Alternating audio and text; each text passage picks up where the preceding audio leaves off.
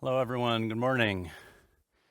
So first of all, thanks so much to Games Now for having me here today. I just flew in from the U.S. yesterday and was walking around Helsinki a little bit. What a beautiful city! I'm really excited to be here, and really looking forward to the next few days. So my name is Jordan Magnuson. I'm a longtime experimental game maker, and I'm here to make a rather strange assertion, which is this: that video games are poems. What do I mean by this, and why does it matter? That's what I'm here to talk about. Quick show of hands, how many of you are game makers or are interested in making games? Okay, most of you. How many of you would say that you've ever made like a short experimental game of some kind? Okay, several. And last question, how many of you are interested in game studies, in playing and understanding a wide variety of video games? Okay, most of you, great. So I'll mainly be speaking today as an experimental game maker and as a game scholar about a few odd games that might be considered to be a little bit at the outer edges, perhaps, of the video game ecosphere. But I hope you'll leave this talk with something to think about, whether you are a game scholar, a fellow maker of small games, a more mainstream game designer, or just someone who enjoys playing and thinking about all sorts of video games. So first of all, quick content warning. This presentation includes some flashing images if you're photosensitive, and I'll be talking about some games with sensitive topics. So I'll start with a brief introduction of where I'm coming from. I'm someone who's been interested in both practical and theoretical perspectives on video games for a long time, but I consider myself to be a maker first and foremost. I began messing around making video games in Turbo Pascal back when I was 11 or 12. I started a couple of little indie games companies during high school and college. And in 2005, I founded a community site for indie developers called the Independent Gaming Source, or TIG Source. Does anyone remember TIG Source by any chance? It's a bit of an older site. It was kind of focused on the art house side of game creation, you might say, at a time when a lot of indie development was more focused on casual games back in 2005. It was a hopping place for a while, probably best known as the birthplace of a number of classic indie games, including Minecraft, Fez, Spelunky, and others. So a few years after founding TIG Source, I became particularly interested in experimental and minimalistic game design, and using the most basic building blocks of video games to do things like tackle difficult topics, to challenge and push out traditional modes of gameplay, and to explore unexpected themes in unexpected ways. And I got excited about doing sort of unusual things with video games generally. So for example, in 2010, during the early days of Kickstarter, I kickstarted a project I called Game Trekking, in which I set out on long-term shoestring budget sort of travel and attempted to make games about the things I was seeing and experiencing and learning along the way. To use video games as a form of travel writing was kind of how I thought about it at the time, just because I hadn't seen anyone do that before, and that was exciting to me. The games I make tend to be short, minimalistic, and deeply personal explorations of the things I experience, the things I see and learn, the things that inspire me and the things I'm afraid of. So I've made games that attempt to explore things like this little moment of fleeting beauty and existential longing I had on this fall evening, my last day teaching at Countryside Middle School, or games that attempt to express something about my particular experience of universal emotions like loneliness. Games about the inexplicable sacredness found in mundane tasks like caring for the gravesite of a deceased loved one. And games that attempt to capture something of my experience learning about historical atrocities and the questions such encounters raise for me about human suffering, human cruelty, and the human condition. I've also made games inspired by haunting dreams, games about mythically resonant aspirations and failures, and games about parenthood that attempt to express a fraction of the joy and wonder on the one hand, but also the overwhelming tiredness I've experienced since becoming a parent. So I've been making these sorts of short personal games off and on for about 15 years now. And this presentation today stems from a journey I've been on for the last few years to try to find resonant language with which to talk about my creative practice and the kinds of games that I make. And also to talk about sort of my experience playing short expressive games made by other creators. I've often struggled with this. After playing my games, people tend to say things like, "But those aren't games," which I think is fair enough. I've even labeled many of my creations explicitly as not games as a kind of provocation to players. I don't see video games primarily like this, as a new type of game or a subset of traditional games. I tend to think of video games more like this, as kind of an amorphous cloud made up of overlapping bits and pieces of lots of different traditions, lots of different types of media. But if the things I make aren't primarily traditional games or offshoots of traditional games, then what are they, right? How should I talk about my work in light of existing forms, frameworks, and traditions? For example, if we consider my game Loneliness, a tiny abstract game that attempts to explore a single emotion through the barest possible mechanics, you move around, you approach various groups of squares interacting in different ways, they flee. I've gotten many responses to this game. Some people predictably find it uninspiring, but for others, it resonates strongly enough that I still to this day receive the occasional email of thanks from an anonymous game player. So my question has always been, why does the game resonate for these players? Right? Clearly, it's not the fun or sort of innovative gameplay mechanics. And have any of you played or are familiar with Loneliness by any chance? Oh, several of you, many of you. Okay, more than I expected. So some people have suggested that it's the narrative dimension of Loneliness that makes it interesting, and I've shared interesting thoughts in that regard. But I think there's still room for some additional insight here. And thankfully, as probably all of you know, many of you interested in game studies, right, there's many perspectives available when it comes to understanding video games. And I've found several of the perspectives within game studies to be helpful for thinking about and understanding my own work. But I found that it's relatively rare, whether in game studies or in popular discourse around video games, to find people discussing games in a way that captures how I most often think about my work and similar work by other creators, which is as a kind of poetry. Now, of course, digital poetry or e-poetry has been a vibrant field for a long time now, with plenty of theory to go along with it. But most of the theoretical and creative work in this area has been contingent on the idea that the chief thread connecting computational poetry and digital poetry to oral and written poetry traditions is the thread of linguistic sounds and symbols, right? Words and language, which generally excludes games like Loneliness from serious consideration because Loneliness doesn't feature any text or language, right? My medium is video games, not words. Critics will sometimes talk about certain of my video games and other video games as being poetic, and myself and other video game creators have referred to our creations as game poems or as poem games, but it's rare to find anyone talking about what it means for a video game to be poetic or to be a game poem and why these sort of designations matter, right? How does the concept of a game poem help us to better understand or appreciate certain games? How does it help us as scholars or as makers? So eventually I decided to get my hands dirty, and I wrote a book recently titled Game Poems to tackle these questions head on. It's available at gamepoemsbook.com. Electronic versions are completely free and open access. You can even reuse and remix the text if you want to. And I've also got some physical copies here as well if anyone is interested in those. But the book is divided into two parts. Part one, what is a game poem? And part two, making game poems in practice. And what I want to do today is share with you briefly the framework I develop in the first part of the book for thinking about what a game poem might be, and consider a couple of reasons why it matters for us to be able to talk about game poems in a way that extends beyond saying that certain video games feel, mysteriously poetic.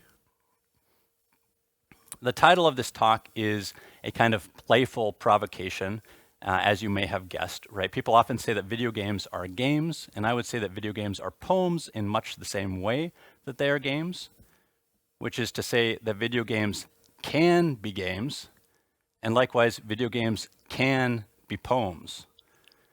So this would be a more literal, right, less playful title for my talk. Video games can be games. I'm not actually going to be claiming that all video games are poems, at least not today. Today I'm mostly going to be talking about a particular genre of games that I think of as game poems, and exploring how a poetry lens can help us understand and talk about these games. As I said at the beginning, I'm here as an experimental game maker. But, and this is an important but, I think that poetry absolutely has applications for understanding and designing longer, more traditional video games as well. And I hope that this talk might at least get the wheels turning in that regard, because poetry is powerful, and it's something that we don't spend a lot of time talking about in this field. Okay, so let's get into the meat of things. What is a game poem? How can a video game be a poem apart from consideration of poetic words or linguistic signs and symbols? Well, before we can start to answer this question, there's sort of no avoiding the question underneath it. That being the thrilling question, what is poetry? And now we're in deep water. This is a big question, and I'm not going to spend a lot of time here, right? That's a different talk, maybe at a poetry conference, right? But for now, I'm going to be focusing on the practical and straightforward observations about poetry. And we're going to be looking through the lens of lyric poetry in particular.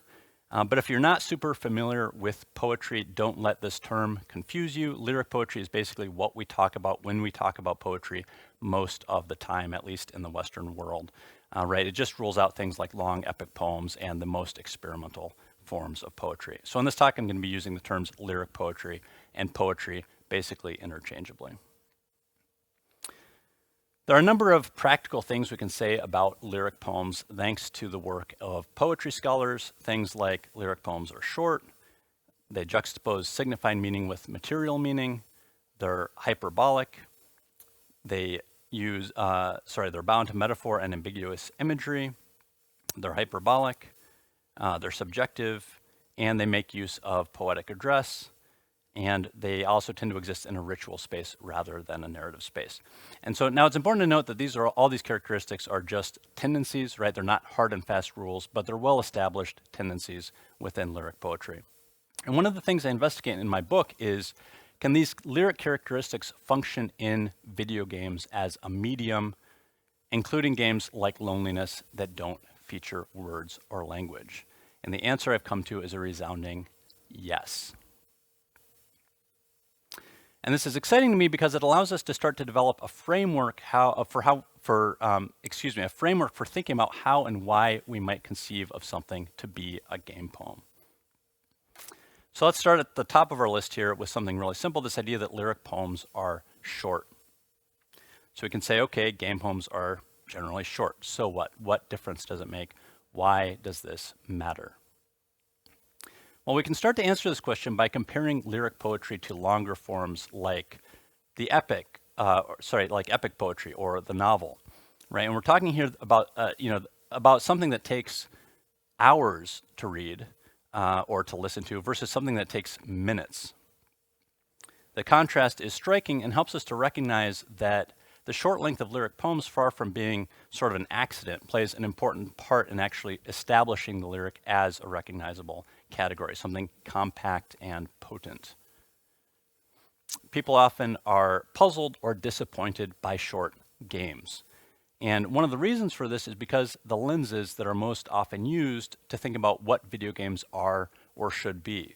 So from perspectives interested in notions of fun or social interaction or flow, for example, or educational objectives, right? It's hard not to read a short game as anything but a rather obvious failure, right? And likewise, from the perspective of a typical game player who might be interested in, say, like rich interactive story experiences, the short length of games may seem, of very short games may seem like an accident or may seem limiting, right? Which is a perspective you can see clearly expressed here in Marcus Richards' interactive parody of Jason Rohr's short Memento Mori game, Passage. Has anyone played Passage? A couple of you. So probably a good time to mention that due to time, right, I've tried to limit the examples in this talk to a few examples from my own practice and a few relatively well-known games. So hopefully you'll maybe recognize some of the games that flash by. So people often see the short length as limiting, right? But by contrast, read through the lens of lyric poetry, the short length of games like Passage or Loneliness, right, is not an accident or a failure at the level of entertainment or narrative or gameplay, right? But actually an important characteristic that positions these games within a tradition of lyric works, works that want to be read not once, but many times, works that defy you to read them and not have plenty of time for reflection, right? And works that beg you to pay attention and consider their every sound, every image, every interaction, right? Just as lyric poems have always done. So I think a lyric lens can help us consider something as unglamorous as a game's short length from a fresh perspective. But let's move on to something maybe a little bit more interesting and examine the way lyric poems juxtapose signified meaning with material meaning. That is, what a word or phrase means as language juxtaposed with, right, the meaning present in a specific material incarnation of printed or spoken words. So the attraction of rhythm, right, the effect of a line break, the significance of vibrating vocal cords. Right, these things are of vital concern to lyric poetry. And this play of material and signified meaning is ultimately what all the major sort of poetic devices attempt to explore in one way or another. Things like rhythm, repetition, rhyme, turning of the line, etc. All right, so let's consider rhythm. Do video games have rhythm?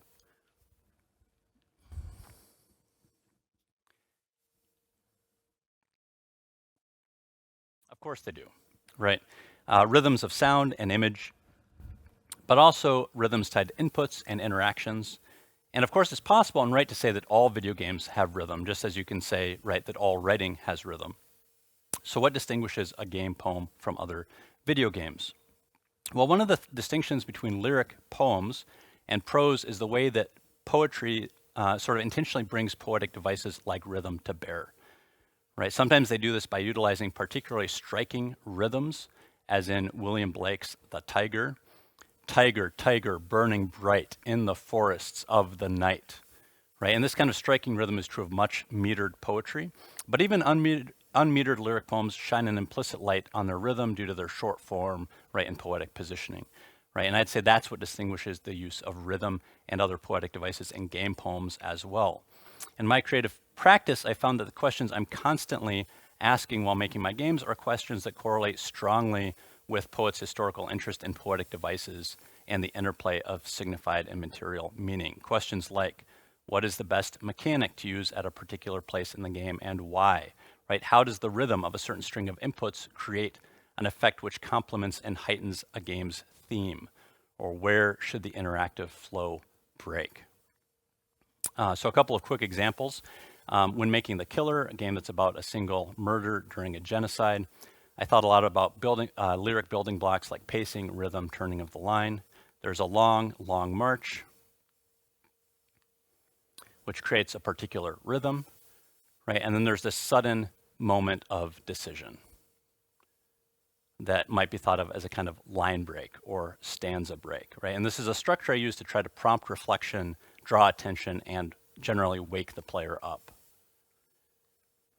In another of my games, When Gold is in the Mountain, which is a sort of digging simulator about the quest for gold, this game utilizes a similar basic structure to The Killer, but rather than holding down a button to walk, which is an input scheme I used in The Killer to kind of try to invoke stillness and prompt reflection in the player, right? The player in this game has to press the main input button repeatedly, multiple times, just to complete a single dig cycle with their shovel, resulting in a kind of relentless and futile pounding of the controller designed to invoke the themes of invasion and insatiability at play in this game. So I experimented with using multiple different buttons, right, to do a dig cycle here rather than a single button, but found that a scheme like that, right, kind of felt like a song or like a dance, right, where I wanted a rhythm that felt more like the pounding of a piston or a drill. All right, so the question of how to map inputs in games like these and how that mapping affects the felt experience of play is not an afterthought for me. It's a central concern that I see as deeply connected to lyric poetics and the historical use of poetic devices. So now let's turn to metaphor, another lyric characteristic. that builds on the idea of juxtaposition. So metaphor at a basic level is just one thing compared to another thing. And lyric poems push back against indexical realism. They push back against literalism and rely instead on metaphor and establish ambiguous meaning via image, context, and comparison. So here's a line by Finnish poet Aino Laino, if that's the correct pronunciation. And sadly, I don't speak Finnish, but I believe that Laino is comparing a vanishing youth to a rolling stream here. Can anybody confirm this? Is this true? Yes. Okay, good. Don't have to change directions. So suddenly in this poem, right, the concept of a rolling stream takes on a certain somber gravity when compared to the image of vanishing youth. And the concept of vanishing youth takes on new vivid meaning as we imagine trying to hold on to a clear stream of water, right, that slips through our fingers. And this is what metaphor does. It enriches words, enriches concepts, and helps us to see things in a new light. And now, of course, metaphor is a complex topic that's seen a lot of interest in game studies, and you can argue that all language is built on metaphor, and certainly all video games make use of metaphor. But there's a difference between pushing into and foregrounding metaphor on the one hand, or chasing after literalism on the other hand. So it's not hard to read the history of certain types of video games as a kind of infatuation with literalism. Right, the desire to achieve ever higher fidelity and graphics rendering, sound rendering, physics rendering, to attain a kind of hyper-realism that doesn't really have any use for metaphor. But video games can also work outside of the literalist paradigm by foregrounding metaphor and seeking to make the familiar unfamiliar in the way that poetry does. So as an example, I want to talk about Dysphoria, a short game about gender dysphoria. And now most of the games I'm going to mention in this talk don't use text, and that's because, like I said at the beginning, I'm interested in the ability of video games to be poetry apart from words or language, but I do want to give one example here of how games can use text strategically alongside their other components. So Dysphoria is made up of a series of minigames that cleverly force a comparison between the semantic meaning of a given word or phrase and the interactive representational meaning of the minigame. So as an example, in the first minigame, we're presented with something that appears to be a classic sort of puzzle game sort of challenge, right? We need to move or rearrange our avatar in some way to get through this barrier. But it quickly becomes clear that this challenge is impossible with the tool set that the game provides us. And just as this realization hits, we're presented with this text. I feel weird about my body. Right, so now our abstract interactive experience has to be reinterpreted in light of this text, and the text itself has to be interpreted in light of the interactive experience. And in this process, I'd say that the abstract representation, the interactive experience, and the text are all enriched. Right, the perplexing angular shape of this avatar takes on new meaning when juxtaposed with the word body, right? And the word body takes on new meaning too. So if poetry is about enriching concepts through the process of one thing compared to another thing, then I would say that Dysphoria is clearly a game poem, right? But regardless of categorization, the important point is that the lens of poetry, again, can help us to better appreciate aspects of our encounter with the game.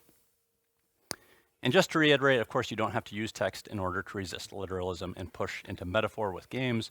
As one quick example, my game Freedom Bridge plays with metaphoric meaning by comparing a square and some red pixels to a recognizable image of barbed wire. So let's move on and consider the next lyric characteristic on this list, hyperbole. Broadly speaking, there are two kinds of hyperbole at work in lyric poems. First of all, we have explicit hyperbole, like when Anne Bradstreet writes, "I prize thy love more than whole mines of gold." Right, and this is what most people are familiar with, hyperbole as a kind of exaggeration. And you can see explicit hyperbole operating in games like Loneliness, where all the squares run away from you when you approach them, right? And clearly this isn't intended as a literal metaphor. It's an intentional overstatement that's attempting to indicate something about a subjective inner perception. But beyond explicit hyperbole, lyric poems have an implicit hyperbolic character even when they're more reserved because of their short form and tendency towards direct truth claims. So sometimes they're making grand claims. You know, you should care about this short poem and this grand thing that I'm saying. And sometimes they're asking you to care about a blade of grass, right? And either way, they constantly risk the reader responding either with a shrug of their shoulders or a snicker, right? Why should I believe? Why should I care about this? So take this observational poem by Carlos Williams. Munching a plum on the street, a paper bag of them in her hand. They taste good to her. They taste good to her. They taste good to her. In this poem, it seems that we're expected to take plums, right, and the proposition they taste good to her as somehow revelatory, right? Like this simple pleasure should be somehow central to our experience of the world. And I'm going to come back to what's the point in a minute, but first I want to point out that game poems often incorporate implicit hyperbole as well. So if we consider Ian Bogo's Slow Year, for instance, an Atari 2600 game that presents 4 short vignettes inspired by the seasons. Has anyone played this one? No. Okay, the process of playing a slow year goes something like this. If you're playing the actual version of the cartridge, right? You start the game and don't understand what to do. You search for instructions and eventually find instructional haikus, right, hidden deep within the physical book that comes with the game. So you attempt to decipher the instructional haikus while returning to the game, and eventually, after much patience and pulling out probably half your hair, you determine that the goal of the first vignette is to painstakingly catch leaves with a basket as they fall off of this tree. So all of this for a falling leaf. The game as an artifact seems to practically scream at the player, right? Pay attention to this falling leaf. It's important. And that's actually precisely one of the reasons that poets make use of hyperbole in lyric poetry, right? Which is to call our attention to the little things around us that we might otherwise overlook or diminish. So hyperbole is deeply interconnected with another central characteristic of lyric poems, which is their subjectivity. So when we say that lyric poems are subjective, what we mean is the subject is placed at center stage, right? In other words, lyric poems are personal and expressive. They often involve a first-person speaker, and they often privilege an exploration of the speaker's inner life or inner world. And the contrast here is to historical forms like the epic and the drama, which are concerned to various extents with objective outer world relationships and meaning. So as an example, here's the start of a May Sarton poem, Now I Become Myself. It's taken time, many years and places.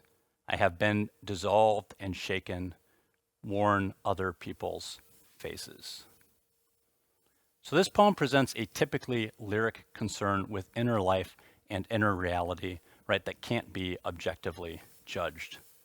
And now sometimes people get tired of sort of the subjective nature of lyric poetry, right? Like, oh, it's all about expressing inner feelings, blah, blah, blah, right? But the subjective nature of poetry is actually really interesting when considering video games specifically, and that's because video games have always been predominantly concerned with objective reality, right? That is with relating people and objects in representations of physical space. So spaceships flying, spaceships and various other things colliding, rackets and balls colliding, people holding rackets, people holding guns, guns shooting enemies, enemies driving cars, right? You get the idea. So against this backdrop, a game like Tale of Tales The Graveyard, a short game in which you guide a woman through a cemetery, in case you haven't played it, right, is striking for how it seeks to foreground not physical objects in space, but the experience of a subject wandering through an inner landscape of experiences, memories, and emotions. And aside from being black and white, The Graveyard actually looks quite a bit like a typical 3D action game, right? Think Super Mario 64 or Tomb Raider, right? But rather than the kind of smooth, fluid movement that we've come to expect in games like these, moving our avatar in the graveyard is a slow and excruciating process. Instead of running through the landscape, interacting bodily with the objects we see around us, we can only sort of plod forward here and reflect on our situation. And that turns out to be precisely the point, right? Upon reaching this bench after walking through the graveyard, the old woman sits down and a long folk song plays out in her head. And there's nothing at all to do in the world of objects while this folk song plays out, right? And the game really hinges on the moment of realization that the objective relationships are not the ones that matter here, right? It's the old woman as subject who's interesting, her inner life, her memories, her spiritual beliefs. And you can see the same emphasis on subjective inner experience in games like Loneliness and Passage. And all of these games have met with a lot of different reactions. Some people love them, some people hate them. A lot of people just find them to be confusing. And I think one reason for this, again, is a lack of helpful lenses that one might employ when approaching games like these. I think considering these games as subjective game poems can help us understand and talk about why some people find them to be interesting and resonant, even though many others dislike them. And of course, what each of these games ultimately facilitates is the player reflecting on their own life, which brings us to poetic address. So poetic address is more complex and ambiguous than prose address, than simple communications, right? Poems often read more like you're overhearing something, right? Rather than that you're kind of reading a story. There's often the question of who is speaking to whom or to what. The answer often has multiple facets. Oh, let me go back for a second there. A fictional speaker may be addressing a fictional audience, for instance, in the poem, right? But the fictional speaker may actually be standing in for the poet themselves. The fictional audience may be representing the poem's reader, for instance. So as an example, here's Ghosts Wanderer's Night Song. Above all summits, it is calm. In the treetops, you feel scarcely a breath. The birds in the forest are silent. Just wait, soon you also will rest. Who is the you in this poem?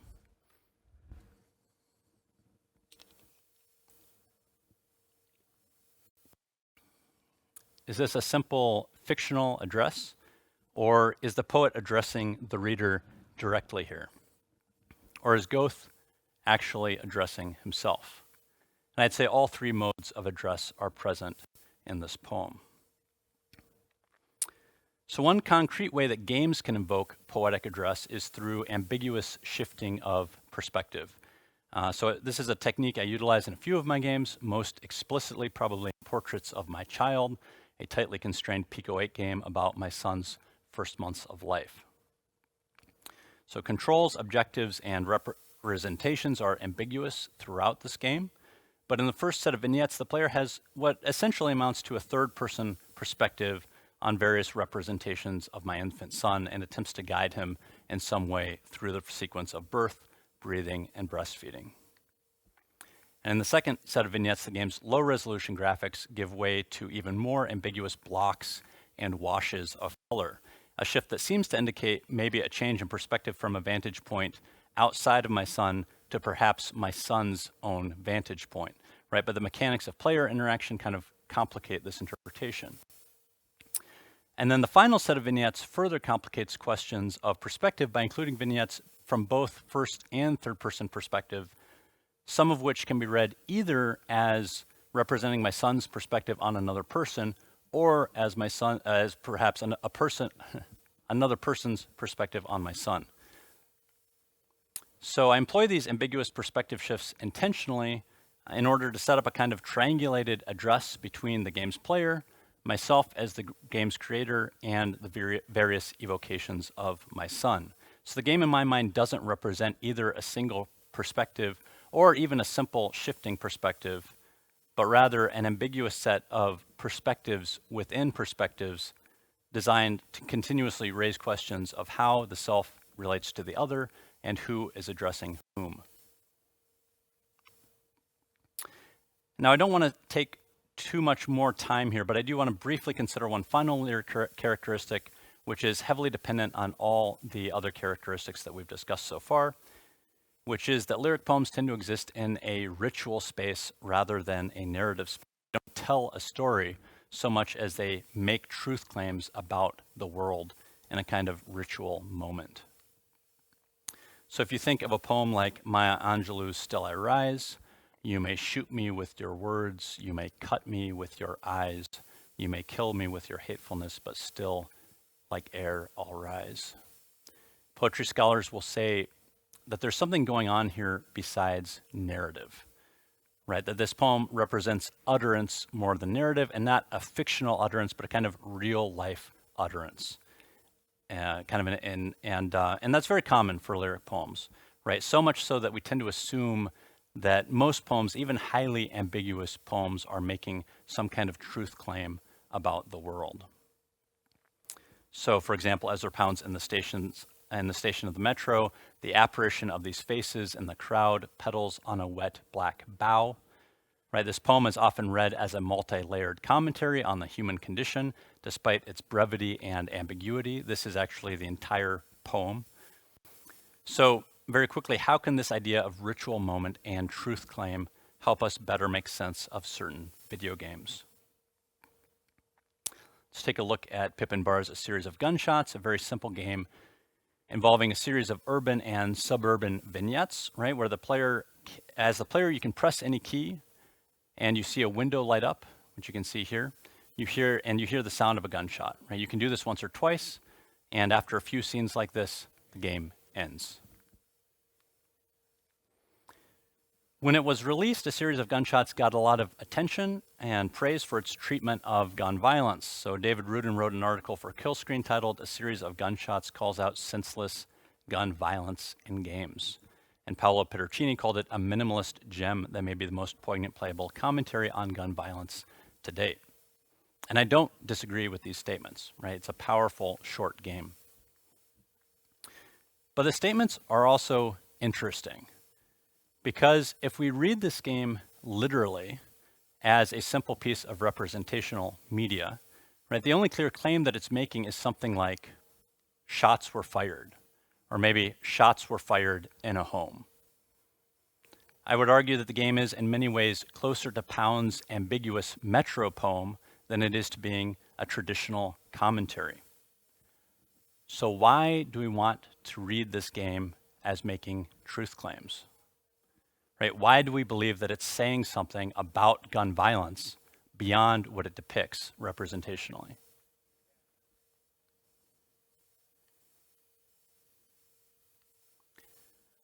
I would argue that the reason we tend to read the game this way is precisely because it is such a lyric video game.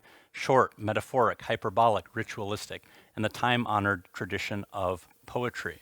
Right? Poems have always been forums for expressing direct truth claims about the world, and it's the fact that A Series of Gunshots is so poem-like that allows us to recognize that it's making truth claims. But because we generally lack frameworks like this that would allow us to successfully read video games as poems, we might fail to note that the game makes and expresses its truth claims not through statement or through commentary, but by being a kind of ritual event, an enacted truth claim, in the same way that lyric poems have always been. Okay, so time to wrap up here. We've only had time to examine a few game poems briefly, but I hope that you can sort of extrapolate from these examples, right, to maybe other games that you've played that might come to mind. And I hope that you can kind of intuit how these various lyric characteristics tend to build on and reinforce each other. All right, so let's come back to these questions I raised at the beginning. What does it mean for something to be a game poem, and why does it matter?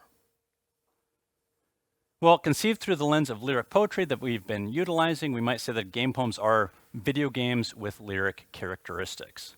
That is, video games which are short, juxtaposed signified meanings and material meaning, bound to metaphor, all these things we've been looking at, right?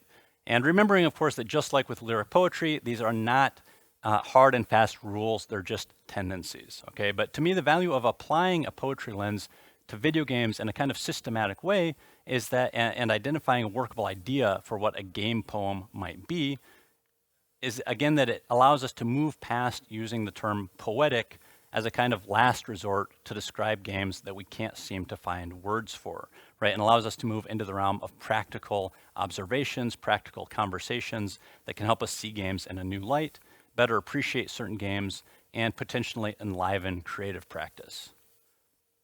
So this idea of appreciation is really key for me. I'm not super interested in creating some kind of calcified game poems category, right, connected to some calcified list of short games. And for that matter, I'm not super interested in separating, quote, poetic video games from, quote, non-poetic video games, right? I'm much more interested in considering how poetry might be at work in all kinds of games and how that idea might give us some fascinating things to talk about. Like, can the compression and potency of poetry help us design more sharply focused AAA games? Like, can lyric poetry help us create more of these quiet, reflective moments in video games that I find to be strangely resonant? Like, can poetic devices help us understand the significance of save portals in Super Metroid? I think that they can. Come back for my next talk. And speaking as a maker, I'm also interested in how different lenses can help illuminate different modes of creative practice and also how they might help foster or facilitate different modes of creative practice, which is what the second half of my book is focused on. Percy Shelley, in A Defense of Poetry, writes that poetry lifts the veil from the hidden beauty of the world and makes familiar objects as if they were not familiar, be as if they were not familiar. And as a maker, this is a large part of what I'm interested in, which is maybe at the root of why I see my game making as a kind of poetic practice. I always hope that after playing one of my games, a player's experience of some aspect of the world is enriched and enlivened a little bit.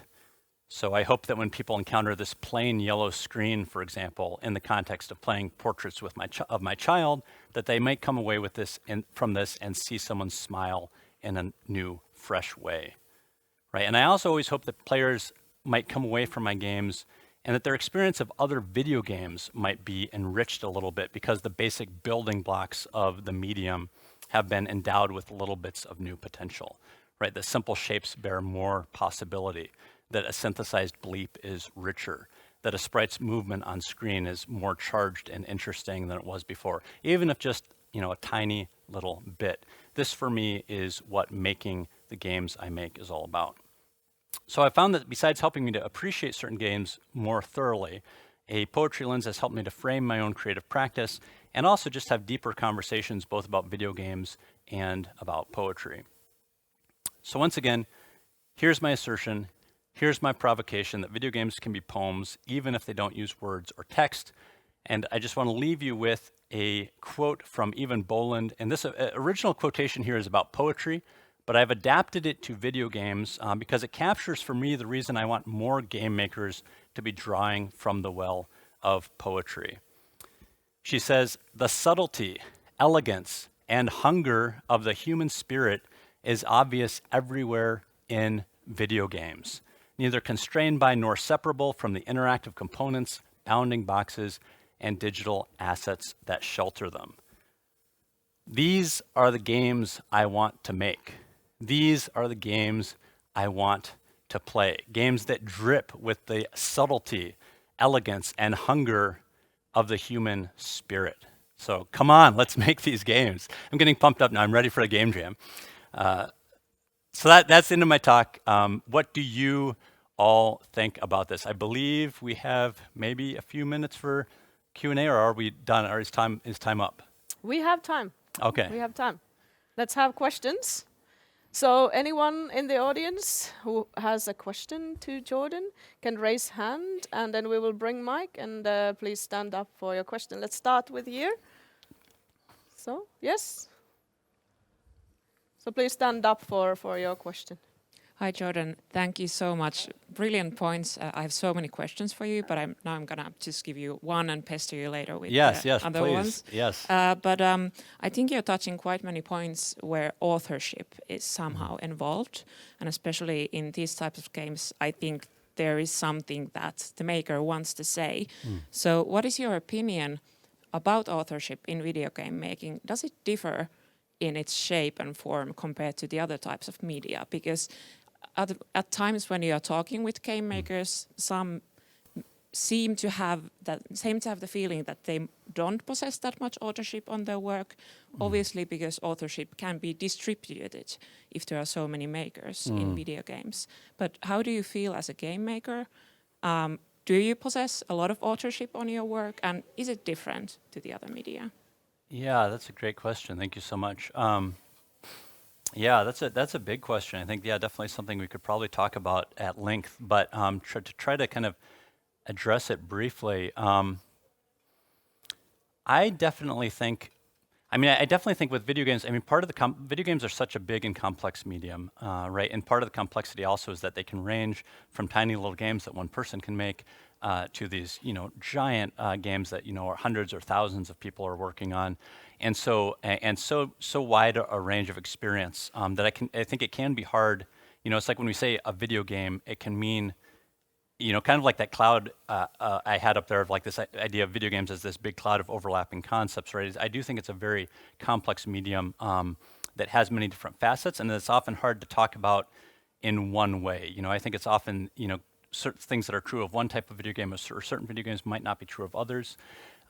For me, I definitely, I tend to make, again, very small little games that I'm usually working on by myself. I usually do everything. Sometimes I collaborate with people for things like music.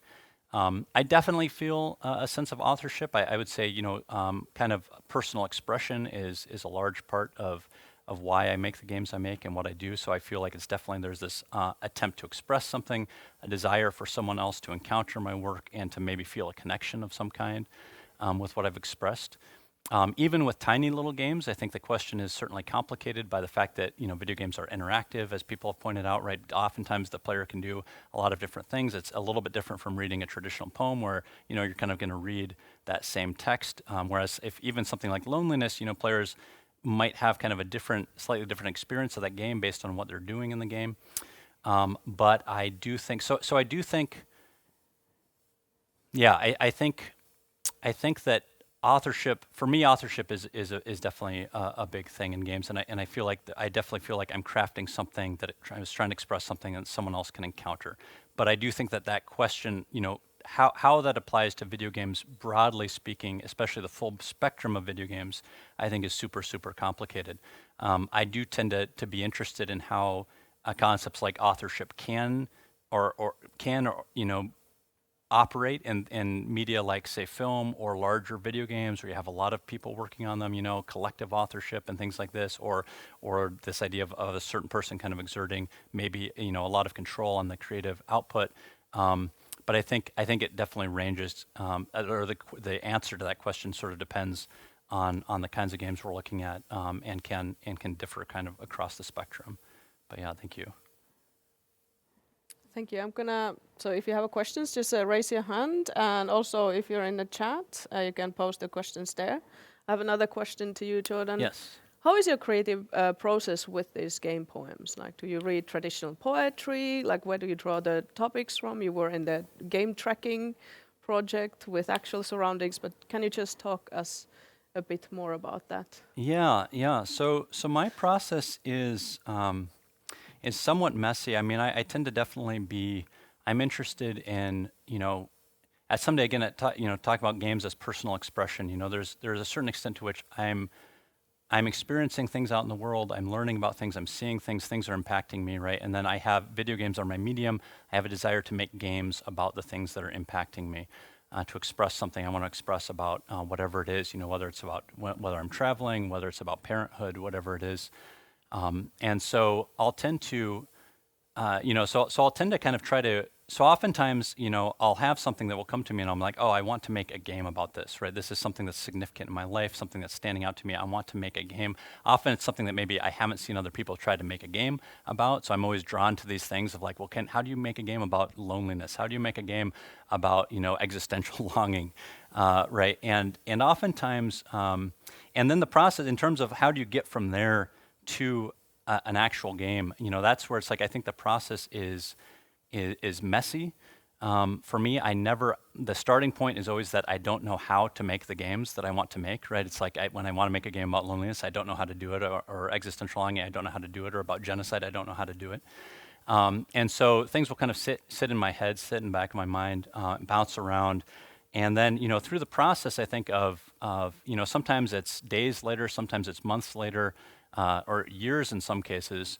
Maybe I'll play another game that has a certain mechanic that I think, oh, that ties in some interesting way, or maybe I could use this, right? Or I'll just be in the shower thinking and be like, oh, wait a minute, what about if this happens, or this? And so oftentimes that's kind of my process is this sort of like long drawn out process of trying to make connections, I guess I would say. And then on the practical side, I mean, what I talk about kind of in my book, right, is both this question of, in terms of if you're making games as poetry, what are you attempting to do with the game specifically? Kind of like what's the meaning of poetic intervention or poetic expression in games? And so that's one of the things I talk about. And for me, again, it's kind of connected into this idea of helping people see things anew, whether that's something out in the world or also help them see the building blocks of video games in a fresh way. So that's something that I'm thinking a lot about all the time. And then a lot of the practical part for me also just comes down to the practice of making games, right? So like game jams, like we're going to be having this week, like I love game jams. I love sitting down and just like having a prompt and just trying to make a little game. And maybe it's because it's like that might or might not connect to something that say I've been thinking about for a long time that I want to make a game about, right? But I found that through that process of just sitting down, playing with games, trying to make a game about something, right? That's often where the pieces will start to connect for me, right? As I'm just kind of playing around with a certain mechanic or something, and then I think, okay, yeah, wait a minute, this actually might tie into these thoughts that I've been having. So that's kind of the practical aspect of it is kind of going through that practice of making games. Do you read traditional poetry also on the Oh side? yes, and you mentioned traditional poetry. Absolutely, yeah. I think for I've always enjoyed poetry quite a lot, and for me, I've always found it important to try to bring as much as I can from different mediums and different traditions kind of to my game design. So I think, for example, it's important to play other video games. I think that's something that's significant for understanding how the medium of video games works. But I also think it's very important to be drawing from outside of video games, from things like poetry, from things like history, literature, whatever it is. I'm always particularly interested, even when people come to game design, maybe not from a history of video games, and they're pulling things in from just all different, from a different kind of place. And I think you get a lot of freshness that way in the medium. So, yeah. If there's no questions, I'm going to ask one more question. Is that, well, I have lots of questions here, but we also have time today to talk about these more at the art gallery here in Helsinki. So we set up Jordan's games to play there and a little bit of a social event for us here in this location. But one thing, you've said that you don't, like, a lot of your work doesn't have like words in the game that much. But what is the role of the title, the name of the game? Yeah, I think that is a really good question. I think the title, especially for short little games, I think the title is quite significant and does a lot of work. Kind of like the title of short poems too, right? It's like the so I do think so. So one of the things I talk about, for example, in my book is like the game Loneliness, for example, right? Is I think a good example because the game itself features no text, but then you do have this title, Loneliness, that I think for that game serves a really important purpose, and it connects to me. It connects for me to this idea of the metaphoric exploration of that game, because metaphor sort of has these two parts, right? What people will talk about is kind of like well, I'm blanking now on the two parts of the metaphor: the ground and image of the metaphor, And so for a game like Loneliness, the title for me actually serves to help sort of place the, because it's not meant to be an abstract game, really, right? It's a game about human experience, right? And so the title in that context helps, for me, it helps to kind of place the player in the position of interpreting or understanding the game in a certain light. And so I do think, so to me, it's kind of creates this metaphor of like loneliness is like this, right? Like the game is the one part and the title is the other part of the metaphor, right? Loneliness and the game. And so then you put those together as you play, and that's where the player is deciphering the game or interpreting it or experiencing it in light of the title, which isn't significant, right? Because I do want it to be, it is attempting to express something about loneliness.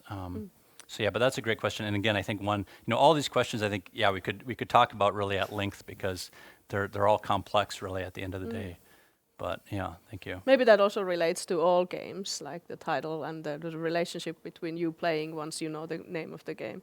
Yeah, no, I definitely think even, it's like I think, longer, more complex games, maybe the title's not doing as much work because you have a lot more, say, in the game to kind of work with. But I do think it always serves a significant purpose, right, of kind of, grounding the player in a certain way or presenting the game in a certain way, right, as you're coming into it, which I think is, very much true in the tradition of, say, poetry, titles in visual art, for example, right, titles of paintings or other things like this, right, where it's like, that's an important place to do some work. Sometimes I'll release things as untitled, for example, but obviously as with poetry or paintings, right, calling something untitled is itself a title. It does work in and of itself, so. Yeah.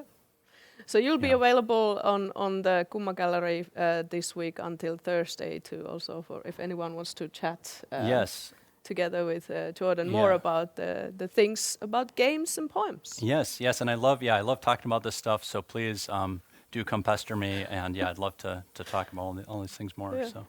So we're going to go to the next presentation by Heidi, and let's see what the title of the game tells us. Because it is Runo. Excellent. Okay. Yeah. Heidi, welcome.